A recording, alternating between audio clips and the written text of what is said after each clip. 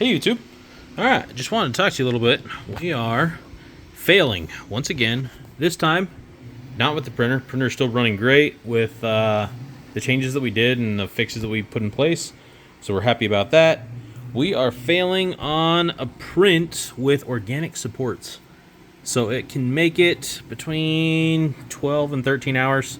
And then we start to see the organic supports fail. Come into focus there. You see, it's hard to see right there, but you start to see a little shift, and it ends up in this beautiful spiderweb mess. This is attempt number 3 that failed this morning. I really like the organic supports. I feel like they use up less filament. Looks a little cleaner on the print. It's easier to break off and doesn't affect as much of the other print, so it still comes out really clean. However, we're running into issues with them staying together, obviously. They turn this giant spider web of filament. And I would love to know your guys' tips on how you're getting around this. What settings are you guys utilizing to make your organic supports work a little bit better? We've tried, this one you can see here. We did not just use a single extruder for the supports. However, it ends up like that in the back. It seems to be failing in the same spot on all 3 prints.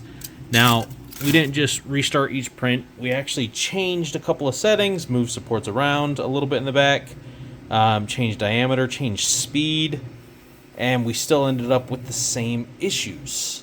If you guys have run into this, let me know. I know organics are kind of a new support, and some of the kinks are still being worked out. But if you guys have figured some of that stuff out, I'd love to hear about it because I really like this support style. But we can't keep failing. It's burning up too much filament.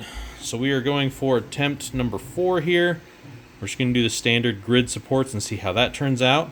Hopefully it finishes because this is going to be a really cool print. And I am excited to show it to you when it is done.